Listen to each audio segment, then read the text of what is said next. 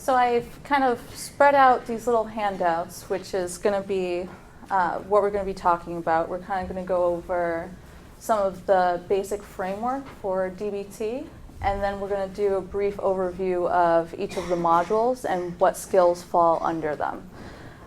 So to start, DBT is kind of a different form of therapy because it holds these assumptions, and everyone who partakes in this therapy hold these as true. So we work really hard to keep them in mind and apply them to our patients as we work with them. And the first assumption is that patients are doing the best they can. So at any given moment, they are doing their best. However, there are often times when you can't actually see it, and this is due to the fact that they're struggling. And it's helpful to just kind of keep in mind that everyone's experience is different. So for someone who is struggling with depression and is having a hard time like getting out of bed, it can look very differently for them versus someone who is struggling with like focusing at school and getting work done. And so we kind of hold in our mind that people are doing the best that they can at any given moment. The second piece of it is that patients want to improve. Patients are often so used to hearing that their behavior failures and difficulties with therapy stem from a lack of motivation within themselves. And we try to keep in mind that there are things that get in the way for people to do things. There are times where everyone just is unmotivated, whether it's to go to work, finish a paper, go to class, stuff like that happens. So we hold in our mind that patients want to improve. And at the same time, while we hold these first two principles, we're balancing that out with keeping in mind that patients need to do better, try harder, and be more motivated to change. And that even though it might seem like it goes against the first two principles, with DBT, you hear a lot about dialectics, and this is a place where dialectics also comes in. And so you want to keep in mind that while they have these therapeutic goals, it might be hard for them to actually accomplish them. And so it's kind of the job of the therapist and whatever other milieu staff may be around, or it could just be the therapist, to help the patient with getting more motivated and trying harder. We also hold the other tenet that while patients might have not caused all of their problems, and at the same time, they're in the position of having to fix them anyway. And this can be a really tough one for patients to hear. I run groups over on the intensive unit, which is our 3 program that has like a 4 to 6 week of just intensive DBT. And this one tends to be the one where they get stuck on, because a lot of the times they feel that, you know, this isn't fair, that what's happened to them isn't fair, that they haven't caused this. And it's hard to look at it as, while you might not have caused it, it's still your responsibility. Like, this is their life, and they need to take the steps in order to change it. We can't do that for them. Which goes into DBT in general just being a therapy where people have to be committed to the therapy in order for it to work. We can't make people change. So we really try to emphasize the fact that while they might not have caused all their problems, they're the ones in the position to solve it. No one else can do it for them. We also hold in mind that their lives are often unbearable. We often say that's like living hell, because it's hard. It's hard when you can't regulate your emotions. It's hard when you constantly feel flooded. It's hard when you can't think straight or focus on anything, It's hard when you want people to be close to you and all you can do is push them away. Like, it's hard to live that way. And to want to have goals and dreams that you can't reach and feel stuck and unable to meet them. And we really try to hold in mind that their life is hell, and no one willingly wants to kind of stay in hell. People kind of don't know how to get out of it, which makes sense, because a lot of the times we aren't really taught how to manage our life outside of just the general, like, this is what you do and this is what you don't do. You don't really get roadmaps to figuring out all little bumps that come up. And we also hold the tenet that patients have to learn new behaviors in all relative contexts. So this means not just learning it in therapy, but learning it outside of therapy and being able to apply it, whether it's in school, whether it's at home, or in the program itself. Learning how to use those skills in all of those places is really what we try to push for them to do so that it works. It's not just something that works while they're in the program, or it's not just something that works when they're in therapy in that office. We want it to be something that works for them all the time. We also hold the tenet that patients cannot fail in therapy. And this is another one that is hard for patients to sit with. We tend to, just in general as society, view either success or failure, and it's very black and white like that. What we look at it as is that if patients are doing the best they can, and they are trying, and DBT is not necessarily for everyone.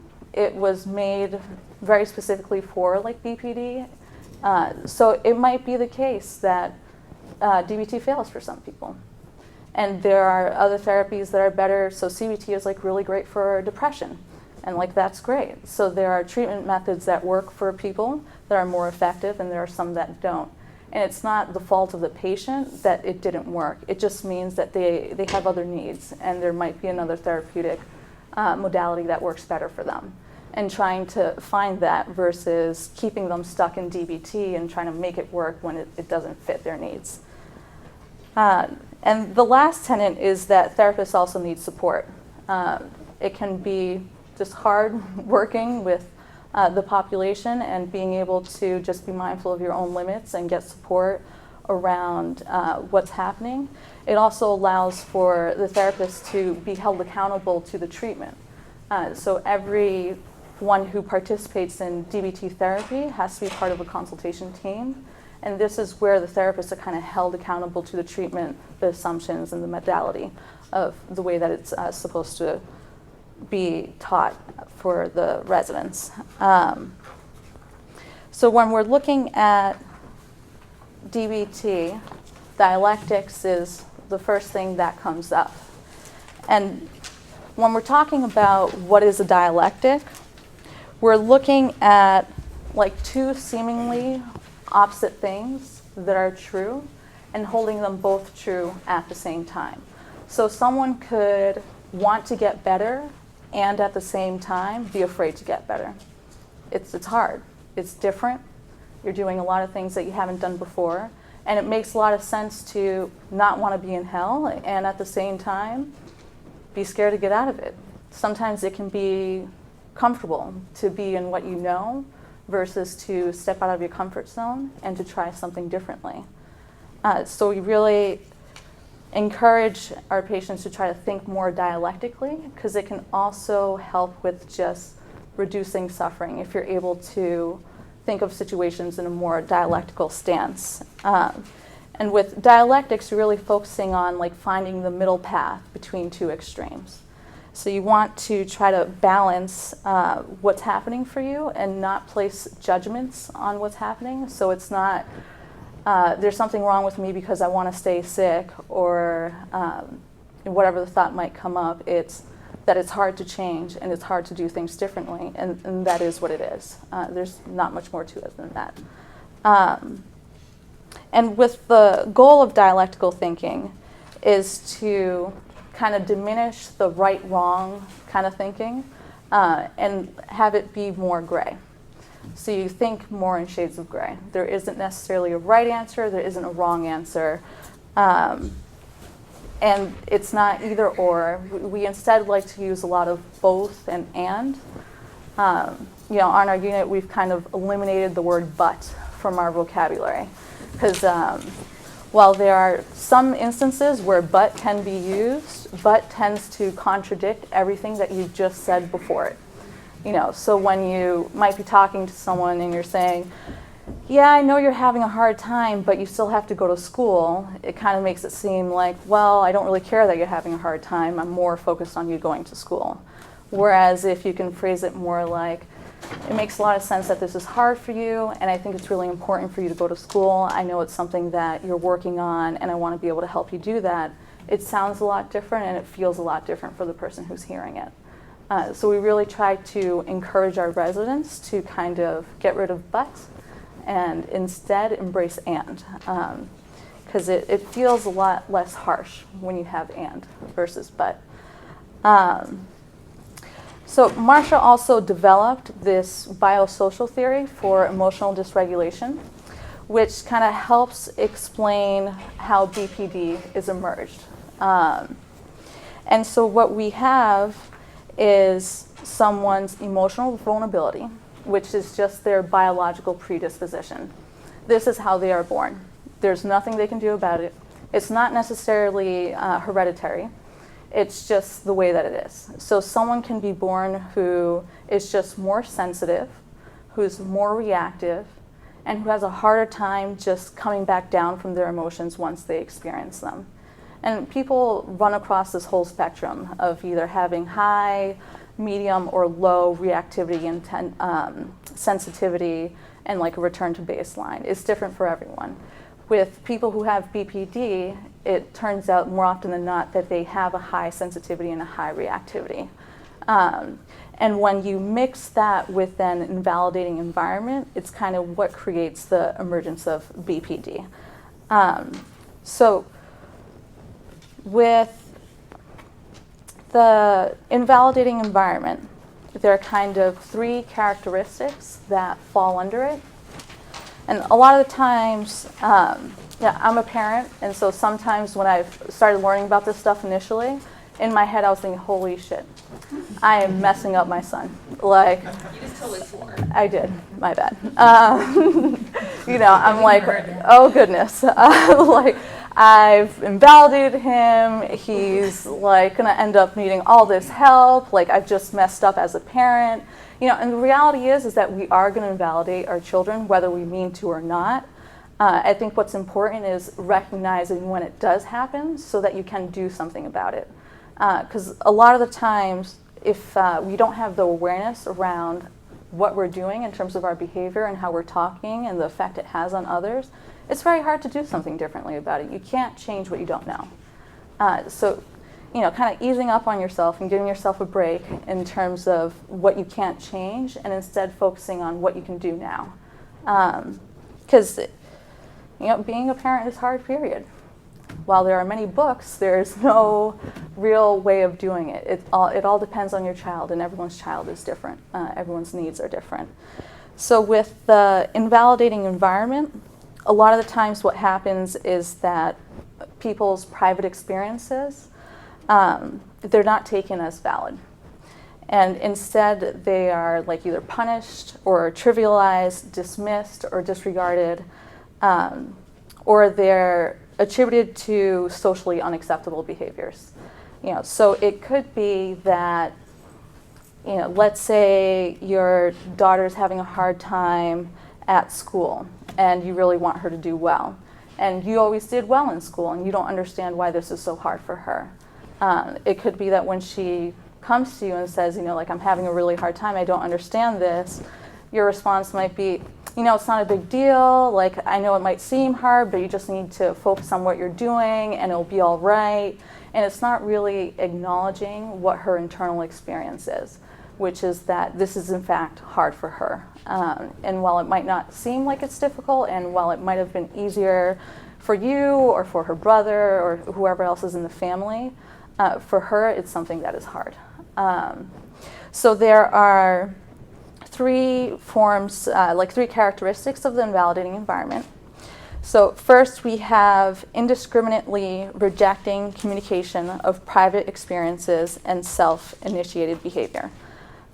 So what this can look like a lot is when, let's say, your daughter's boyfriend broke up with her, and she's like sobbing. And it's hard to see someone that you care about suffer and not be able to do something about it. And it's very easy to want to fix it.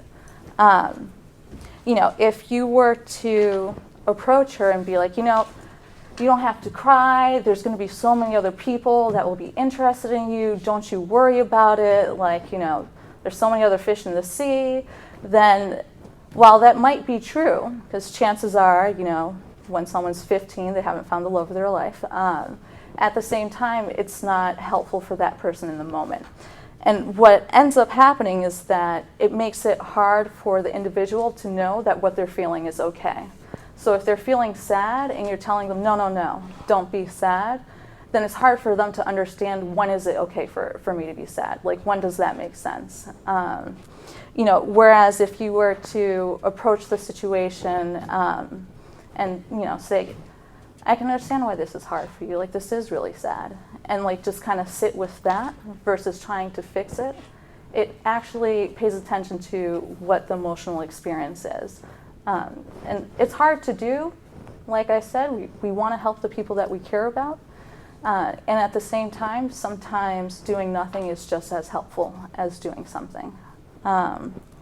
So the second characteristic is consequences of intermittent reinforcement of escalated emotional displays. And what this means is that there'll be times when you say something is okay, and then there'll be other times when you say it's not. So let's say curfew is at 9, and they show up at the house and it's like 9:30. And you're like, oh, it's not a big deal, like this happens, it's all right. The next day they show up at the same time, but maybe you had a harder day that day, maybe you got into an argument with someone, who knows, a lot of things happen. And for some reason, you instead respond by saying, this isn't okay, I'm grounding you for the rest of the week, you can't go out. So on the one hand, they're like, what? I thought this was fine. And on the other hand, it's like, wait, no, now I'm in trouble, like, what do I do?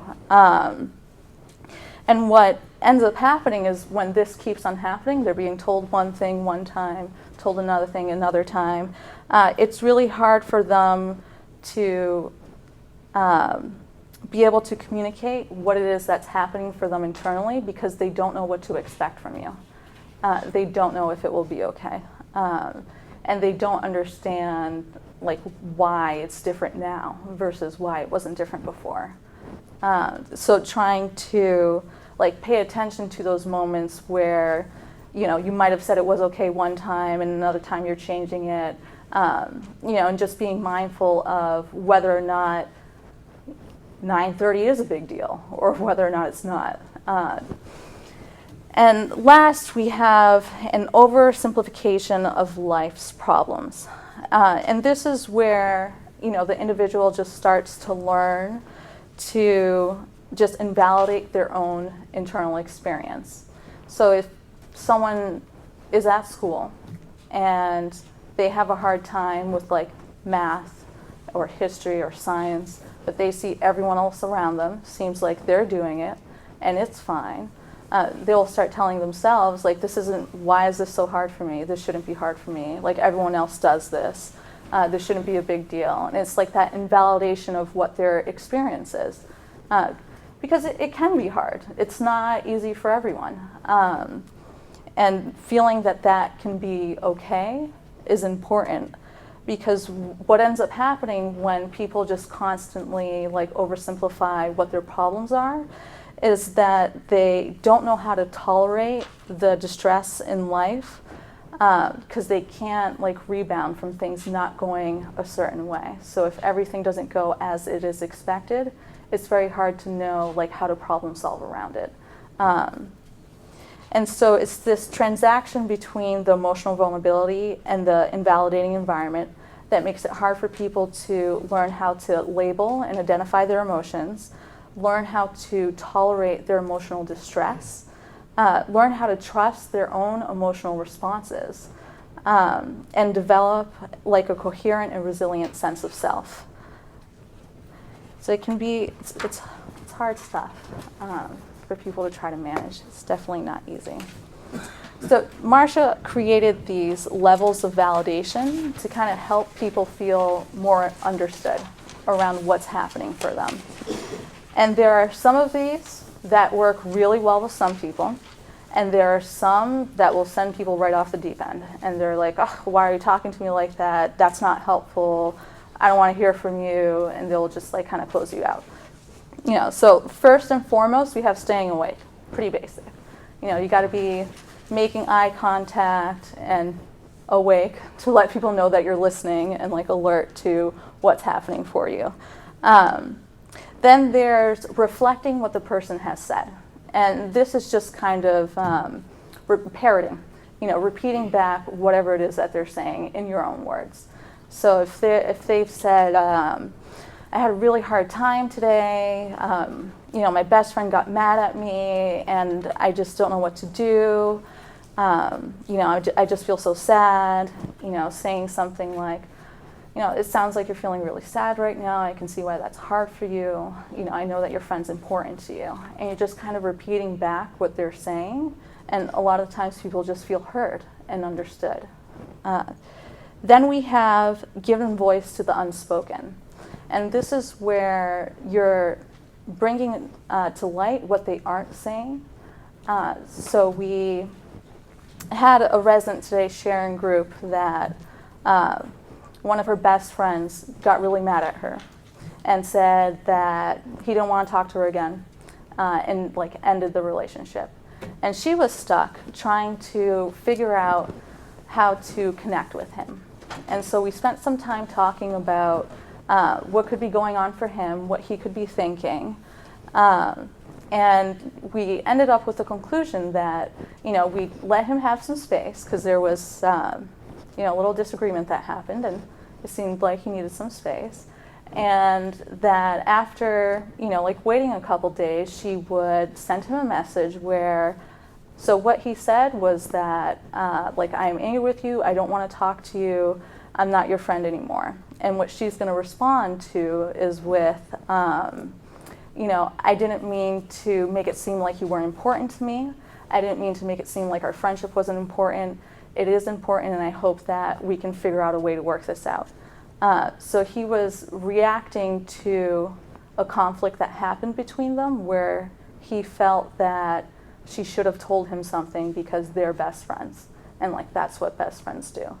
But he wasn't actually saying I am hurt and sad that you told someone else something before you told me, or that I had to hear this from someone else. What he's saying is, I don't want to talk to you, I don't want to be your friend. So giving voice to what isn't being said can be very validating for people, because it kind of shows that you're understanding what's happening. So then we have validating a behavior as a consequence of learning or as a consequence of genetic predisposition. So this is where the biosocial theory comes back into play, because if someone is just biologically predispositioned to reacting more and being more sensitive, being able to validate that can be helpful. Or whether it's because of this is all that they know, their whole life they've been doing this a certain way.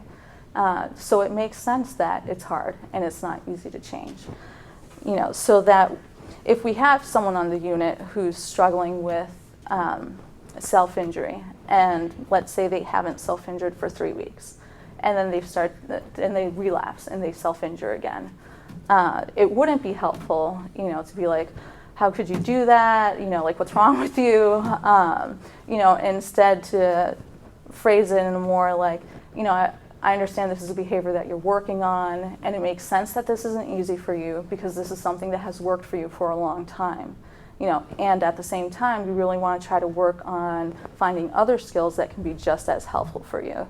So you're kind of validating the fact that this is what they know, and it makes sense that that is what they go to, and you're still holding the other side of the behavior, which is the change piece. You're still holding on to the fact that you want them to do something different without dismissing their initial experience in the first place. So then we have validating the behavior as normative and adaptive given the context. So there are situations where anybody would feel the same way. So a boyfriend breaking up with you, someone dying, not getting into school, your best friend not being your best friend anymore. Those are all situations that make sense for someone to feel sad or feel hurt or feel angry. And just being able to give voice to that and say that that's okay, it makes a lot of sense. I was driving in the car with my son, and he was like, Mommy, I'm really sensitive. And I'm like, that's okay. A lot of people are sensitive.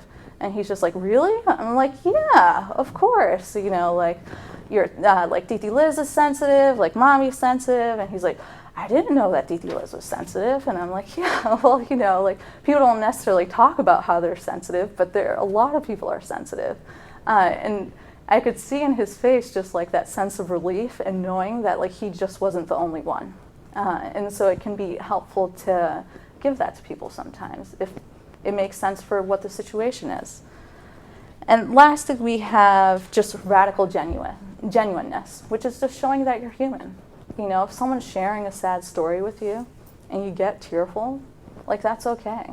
You know, or if you're really excited to see someone after not seeing them for a long time and your face just lights up and you want to give them a hug, like that's okay. It makes a lot of sense. And it can be very validating for the other person to just have that genuine response, like, and feeling, well, just understood and like, it's nice to see you, or, you know, like it's okay to be sad, and having that experience there.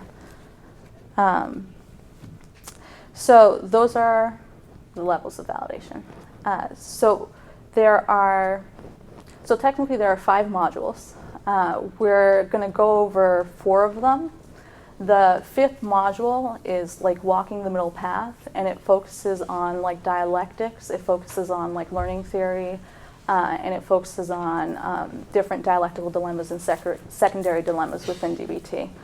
But it's not like a skill that you teach. They're more concepts that people learn, so it's a little different.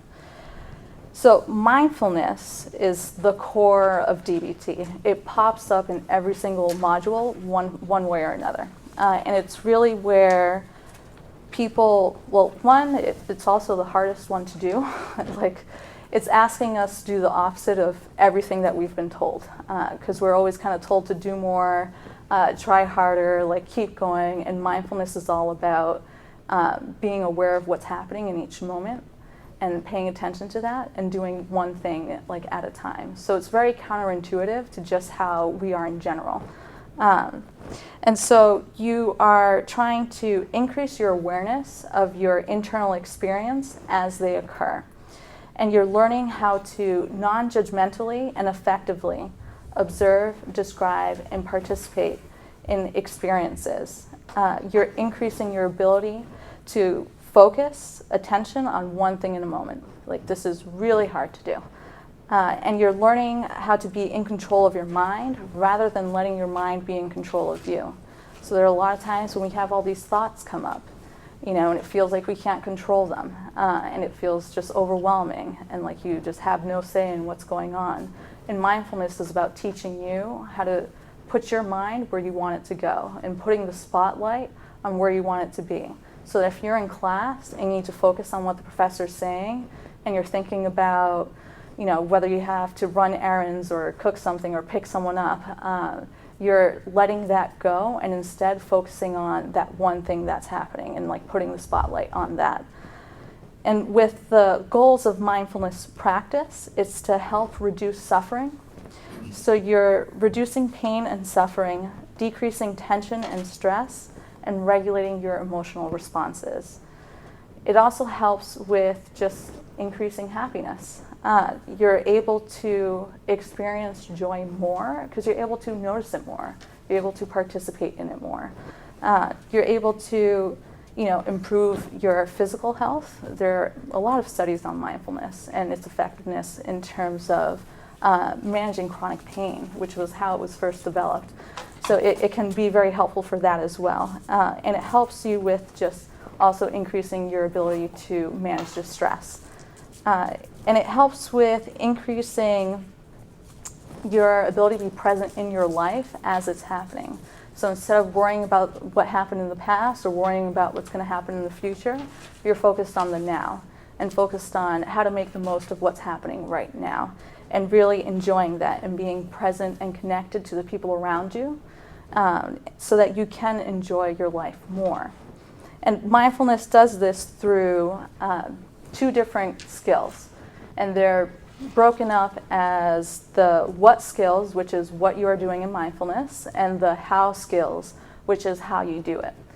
You know, and with the what skills, you have observe, describe, and participate. You cannot do them all at the same time. You can only do one at a time. So with observe, you're really just paying attention to what's happening without putting labels on it, without placing judgments on it, and without describing it. So if I was to observe this room, I'm just kind of looking at the blue walls without really labeling that in my mind. I'm just observing it as it is. Once you start describing it, that's when you move into describe. And so it's paying attention to what's happening around you. So if I was to describe something in this room, I'd get very specific about like the color, the shape, whatever it is. And then with participate, this one can be tricky because a lot of the times it's hard to let go of your own judgments and throw yourself into something fully, and that's what it's asking you to do. You know, so if, let's say you're in a group and you're playing this game where you have to just make funny noises and like bounce them off at people. A lot of the time people can be hesitant to do something like that because they're worried they're going to mess up, they're worried they're going to sound weird, they're worried someone's going to say something, however many thoughts may come up. And if you can suspend those judgments and let them go and enter the experience as just what it is, like I'm going to make some noises, I might look like a fool, and that's okay. And being able to participate in that fully. With the how skills, it talks about how you do mindfulness. So you do mindfulness, one mindfully, which is one thing in the moment. You do it non-judgmentally. So it's not that you can't have judgments, because we all have judgments. It's not letting the judgments influence your decisions, and it's looking at them from more like a third person point of view. So there was this staff member who, before we were staff members, we met in orientation. And she was someone who, in my mind, fell into this box of like someone who I would never talk to, and we would never be friends. And if I had stuck with those judgments versus just allowing myself the chance to actually get to know her and, you know, see what she's like, I would have never seen that she's actually really funny, that we actually had a lot of things in common, you know, and that we actually ended up being good friends. I would have missed out on that opportunity if I let my judgments make the decisions for me. So it's really about just noticing your judgments and noticing where it pulls you, and just being mindful of whether that's where you actually want to go or not. And then with effectively, you're looking at what's needed for the situation. It's not about being right. It's about doing what's needed. So if being effective means that you have to go to therapy like 2 times a week because that's what is needed, then that's what's needed. If being effective is like not yelling at someone, you know, then that's what's needed. So it's really just doing what makes sense. It's not necessarily about what's right. It's just about what the situation needs. So then we have emotion regulation. So mindfulness and emotion regulation are probably the most important modules in DBT. Mindfulness helps with just reducing your overall suffering and being able to feel more in control of your mind, and emotion regulation helps with just managing how you are feeling and learning how to recognize what's happening in your body. Because a lot of the times people have a hard time identifying what is happening, like when they feel sad versus angry versus guilty versus shame or fear. And mindfulness helps with understanding your emotions and how they function. It helps with increasing your awareness of your emotional experience. It helps with increasing your control over difficult emotions and increasing your positive experiences as well, and decreasing your emotional suffering. You want to be able to understand the emotions you are experiencing, and Marcia has come up with 3 functions to an emotion, which is to motivate. So a lot of times when we get angry, we want to do something about it. So anger tends to be an emotion that tends to motivate people a lot. They also communicate to ourselves. When we're feeling really sad about a loss, it's telling us something. You lost someone, and it makes sense that you're feeling sad. Or they communicate to the people around us, whether we intend to or not. our nonverbal body language does a lot for communicating, as well as our verbal body, like what we're saying. So paying attention to the 3 ways that emotions work and how they affect you and how they come up for you can be helpful with understanding how to manage your emotions.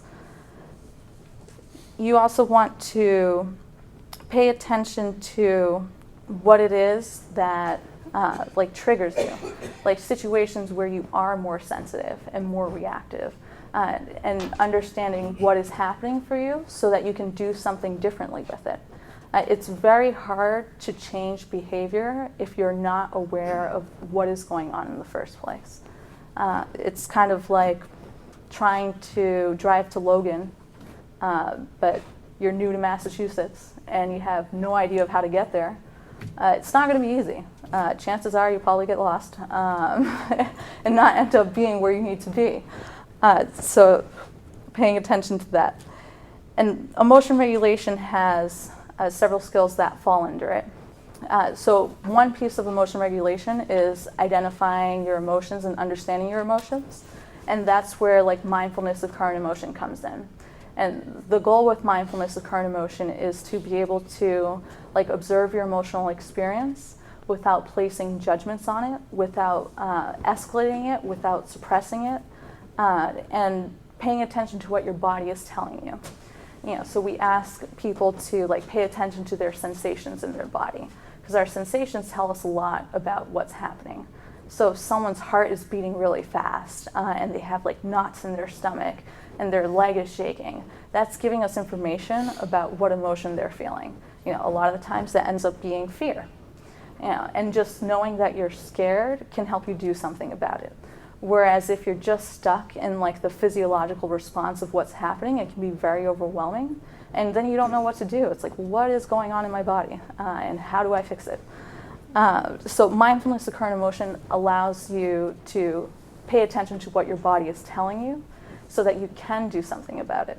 And just in doing it, it can have the effect of also being very validating, because you're paying attention to what's happening and saying like, all right, so my heart's racing, my stomach's all clenched, my leg's shaking, so this probably means I'm feeling fear, and I do have to give this presentation, so it might make sense that I'm feeling fear. So I feel actually a little bit better knowing that like it makes sense that I'm feeling this way versus thinking that I shouldn't be feeling this way and there's no reason for me to. There's also a skill used to target just reducing someone's overall vulnerability, and this is done through ABC Please.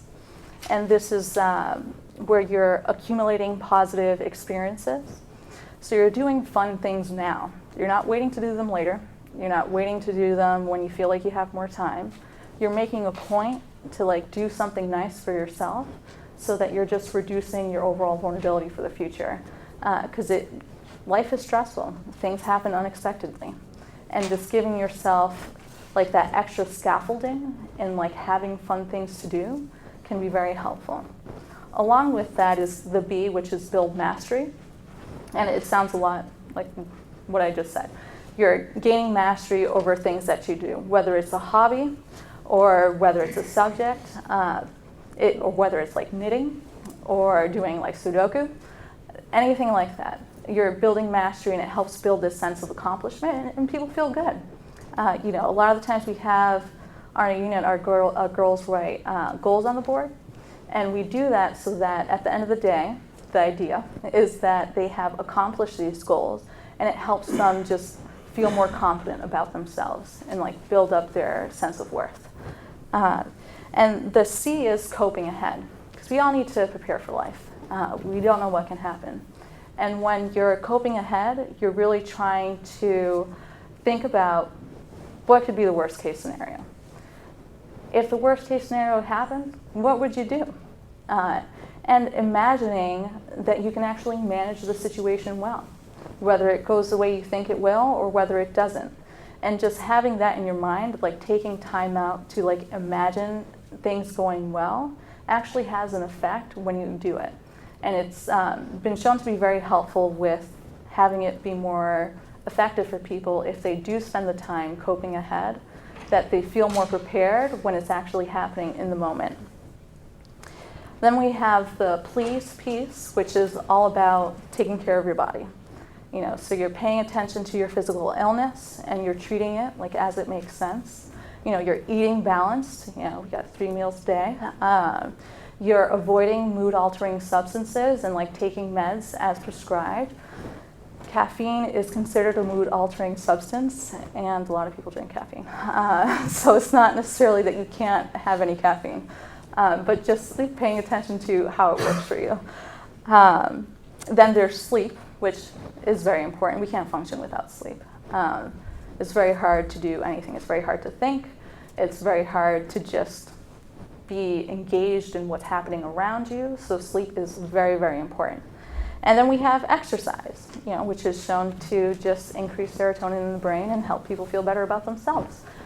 So we try to incorporate like all of these strategies for the residents as they come in so that they can start applying it to their own lives.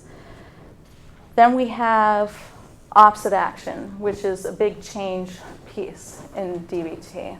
And it's broken down by the 10 primary emotions. So DBT only has 10 emotions. It's just the way Marcia did it. There are other therapies where there's a lot more. So like CBT, you can say you're frustrated, you can say you're upset, you can say you're hopeless, whereas DBT, you're feeling sad, or you're feeling anger, or it's joy, or it's disgust, envy, jealousy, shame, fear. I don't know if I missed one, I might have. But it's really just paying attention to those core emotions. And what opposite action has you do is look at what urge is coming up and like noticing that urge. And sometimes you act opposite to that urge, and sometimes you have to do other things, just depending on the emotion. So it's very specific based on how you're feeling, which is why it's important that people learn how to identify what they're feeling, because you can't really do any of the other change strategies without that piece first. So there's also the piece of checking the facts, which is a little bit stolen from CBT, where you're just kind of looking at what the facts are, not what your judgments are, or what you think happened, but really concretely just the facts of the situation. And then there's problem solving, which is broken up in 5 different ways that you can problem solve. So you can solve the problem, which is great, not always realistic, but sometimes you actually can solve problems, and that's good. Then you have radically accept the problem, and with that, it's not that you're accepting it. A lot of the times, radical acceptance sounds like, oh, I'm accepting the situation. That's not what it is. It's that you are saying things in that moment cannot change, and they are what they are. And that's what it is for you. Then there's making the problem worse, which you can do. It is a viable option. There's also staying miserable, which is another viable option. Not a pleasant one, but it's there. And then there is changing your response to the situation.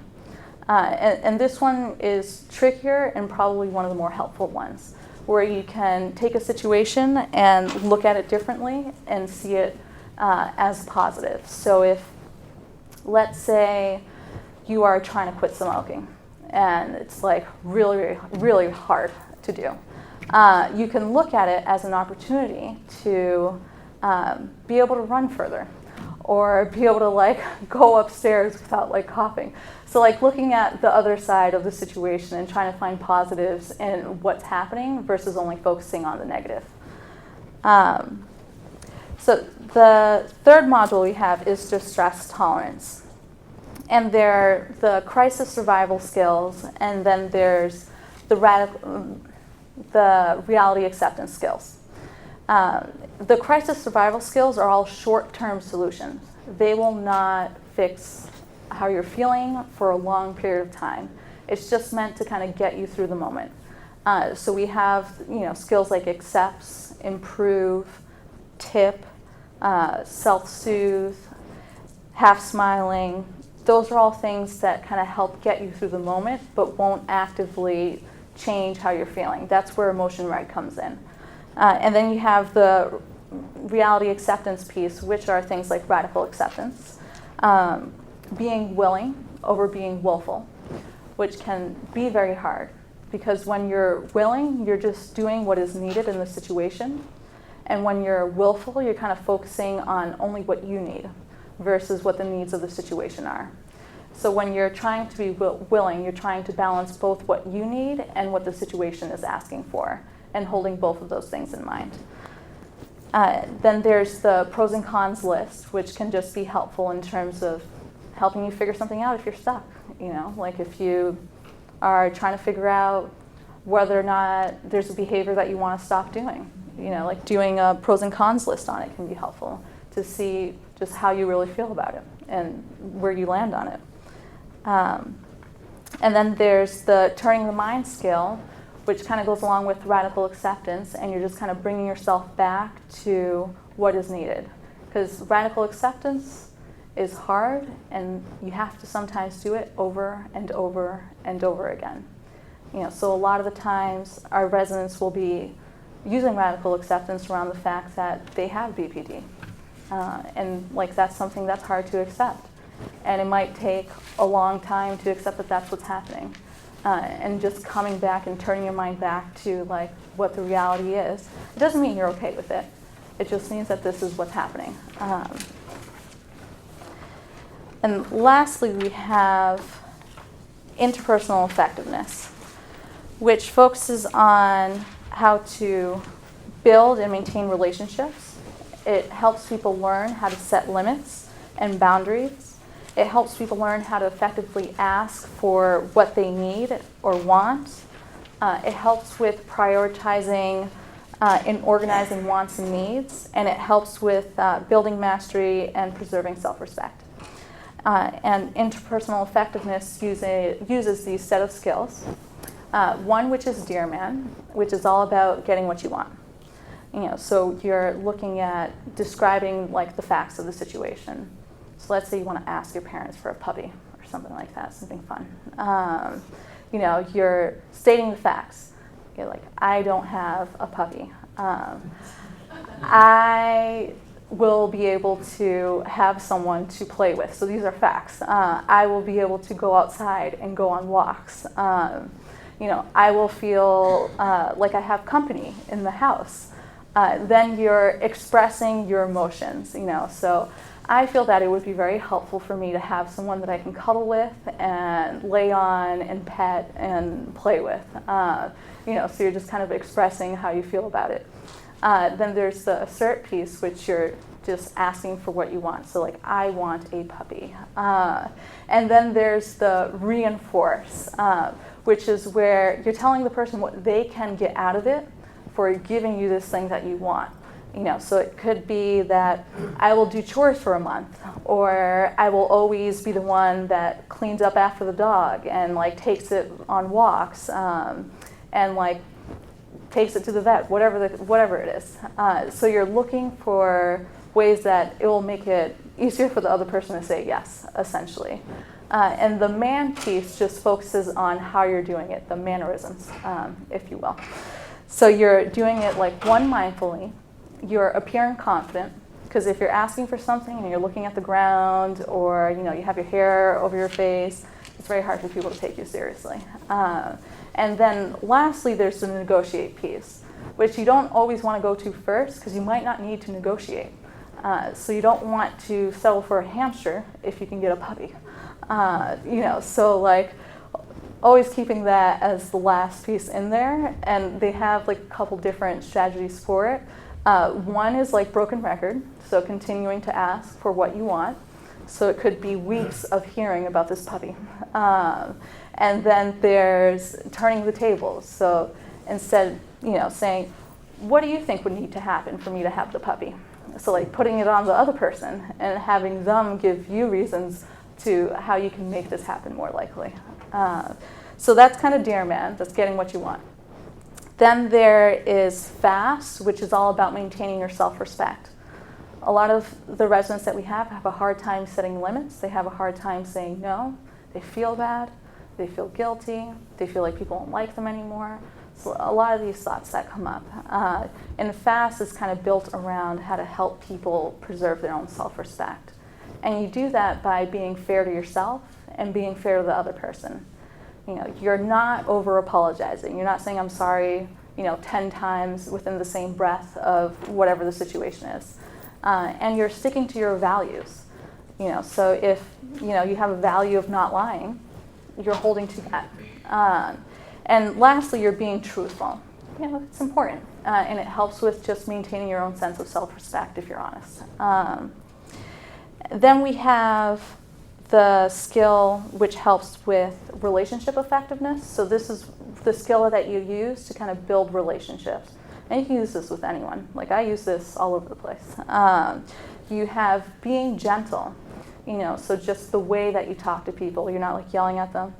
Your tone is not really high or strong, forceful. You're just kind of gentle in how you're speaking. There's acting interested. So sometimes people are talking about things that you really might not care about, and that's okay. And at the same time, if they're important to you and you want to maintain the relationship, you show interest. So it could be that, let's say your partner likes to watch the History Channel, and you could just be bored to death with the History Channel and just don't really care about watching it at all. Now, if you want to help preserve the relationship, it could be helpful to be like, oh, okay, so what's on tonight? Like, oh, that sounds interesting. Oh, I can't wait to watch that with you. Versus, I don't want to watch that tonight. I'll just be in my room. I'll see you later.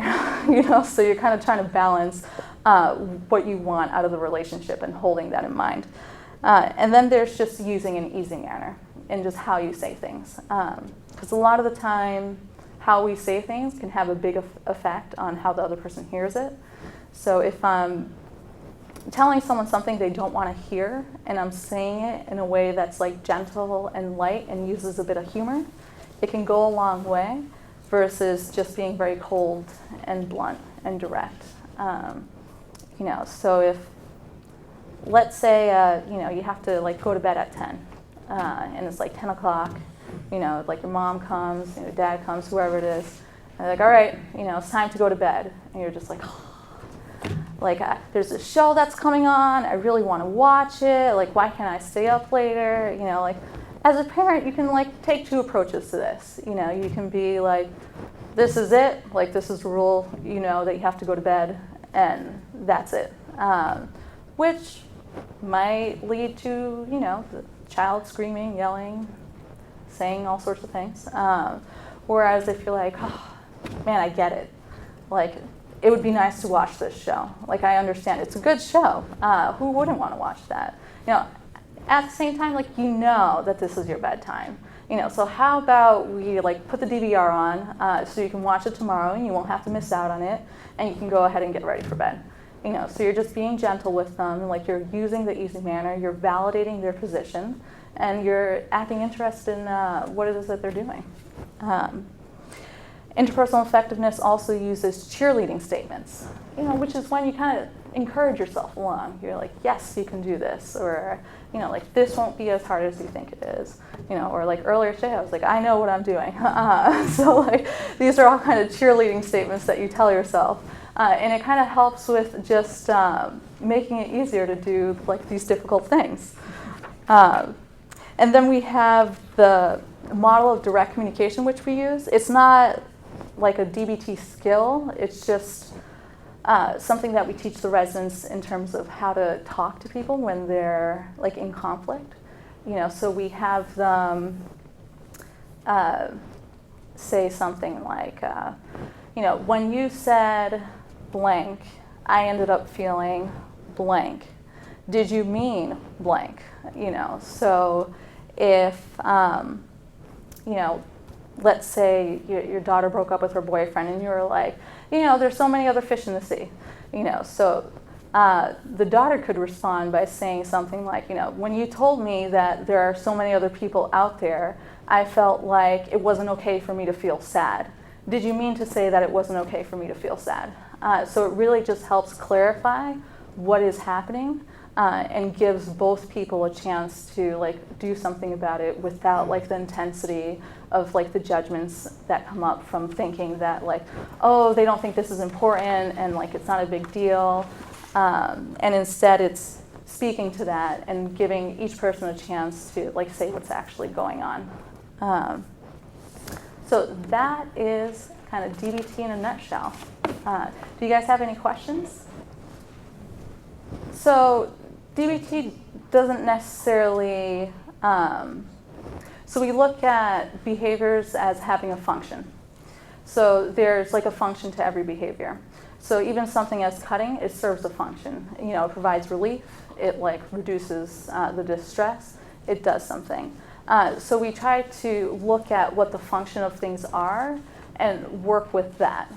So whether we do that through using other tools like behavioral analysis or chain analysis, which really help break down like the sequence of an event so that you can look at like what thoughts came up, like what feelings came up, what sensations came up. It helps give you more information about what's actually happening for you so that you can do something differently with it. You are absolutely right, yeah. That's like the first step, because you can't do something unless you know what's happening. And once you're able to like say, okay, like this is fear, then you move into seeing whether or not that fear is justified. So if it's justified, it means like there's a threat to yourself or to someone you care about. And if it is justified, it's not something that you would necessarily want to change. So if you're in a dark alley at night and you're feeling afraid, there's no reason to change that. Like that fear is there for, it's telling you something. It means to hurry up and get it to your car. You know, whereas if it's unjustified, so let's say you're someone that like struggles with just social anxiety, and it's hard for you to just even be in a room with people, but your life actually isn't in danger. Like sitting in a room with people won't hurt you. That's when you look at opposite action. And so what opposite action to fear is that it has you approach the situation over and over again so that you see that your life is not actually in danger. So that if you can like come into the room and sit down and like see that, you know, nothing happens, you don't get attacked, like you're okay, and you do this over and over and over again, eventually the intensity of the fear goes down because you habituate to it.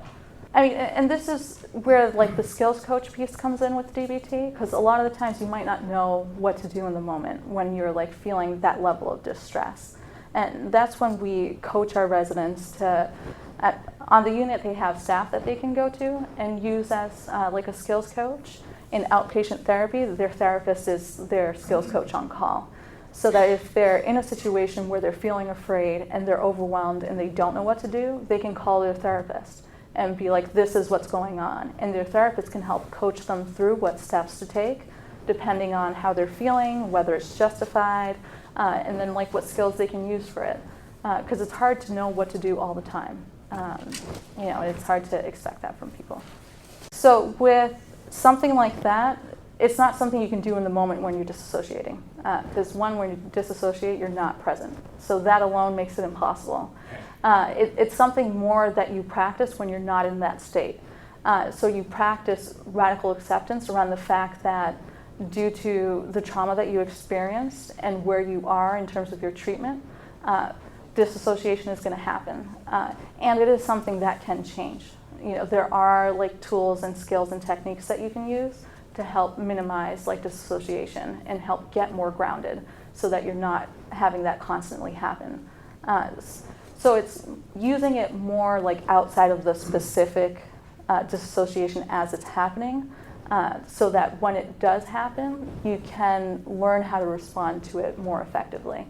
Does someone have control when they're disassociated though? Like, I'm just wondering. Sometimes they do. It's different for everyone, and there's a spectrum in terms of disassociation. Like daydreaming is a form of like disassociation on the very like one end of the spectrum. And then like completely having like an out-of-body experience where you don't feel connected to yourself and you feel like you're looking down on yourself and like that other people are talking outside of you. That's another like form of disassociation. So help you to practice like mindfulness and and use that in a dissociated state. So when you're disassociated, what's helpful to do in terms of a skill is grounding exercises. So it's using like temperature, smells, tastes, like anything sensory related to help put you back into the present and get you out of where your mind is taking you. So a lot of the times when our girls are dissociating, we will bring them like frozen oranges and have them like hold the frozen orange, and we'll coach them through like, you know, like you are in a safe place, like pay attention to the cold on your hands, like can you feel the cold on your hands, like can you hear me talking to you? And really just trying to get them back to what's happening now. It's kind of when you're driving and you're tired and you blare the music and put your hands out. Exactly, yeah, you want to get the cold in so you can wake up and like kind of be there versus falling asleep, which can be dangerous. Any other questions? How long does it take to learn DBT as a patient? And it seems like an extensive skill set. It is. I mean, I've been doing DBT for 5 years, and there's still more that I can learn. It's a way of living your life. It's more than just a therapy. And learning like the straight skills doesn't actually take that much time. You can do that in about 4 weeks. Learning how to apply the skills and internalize the concepts is what takes longer. And that just depends on the individual. You know, some people pick it up more quickly and it really resonates with them and they feel like this works and it makes sense. And for other people it's harder. So there isn't really like a concrete answer for that. So DBT focuses on both acceptance and change. So there is a lot of validation, and that validation actually helps change to occur. So when Marcia was initially developing this therapy, she tried it just first with validation and found that while the patients found it helpful, none of them were actually changing. And pairing that with all these different change strategies that are within DBT is what helps have that push for change. And while it was developed then, it is something that there's still research now that's being done that still shows its effectiveness. So while it might not reflect some of the attachment research, it does still show to be helpful and effective for people in terms of producing change. So that stuff happens in the therapy session. There are, I didn't go over this stuff because this is more stuff that the therapist learns, but there are like commitment strategies that the therapist uses, and there are like therapeutic techniques that they use to help facilitate that process. So it is there. It's not something that gets talked about because it's not really like a skill it's something that the therapist does within the therapy. Yeah. Well, it can feel that way when you hear about it just like being talked about because it sounds very concrete. And this is why I said that while I've been doing DBT for 5 years, there's still a lot that I can learn because there's a lot that goes into it that it's hard to just kind of put words to. But there is like this process of the therapeutic relationship within DBT is very important. And that's where a lot of the change happens. It's between the relationship between the therapist and the patient. And it's used a lot in DBT. So it doesn't get talked about as much, but it is there. So if someone's looking to receive DBT treatment, a lot of times you will want to look into psychiatric hospitals to see if they have outpatient programs that do it. A lot of times you can go on Google and enter DBT therapist and see what pops up. In terms of how their treatment progresses, it just depends on the person. They can be connected to skills groups to help with just the skills generalization piece. They can just do individual therapy. It just depends on what their needs are. Well, behavioral change can happen within a couple weeks of knowing DBT. Learning the skills, depending on just a person's own cognitive functioning and the amount of just the stress that they're actively under. So if they struggle with a PTSD, it's very hard to retain information. So just depending on what their own personal vulnerabilities are, you can actually learn the skills and apply them relatively quickly, 3 weeks, 4 weeks. We generally tend to see change around then on our unit. And it is different for everyone. Well, I want to thank you all for coming. And we're going to have to end because there's another group. Thank you.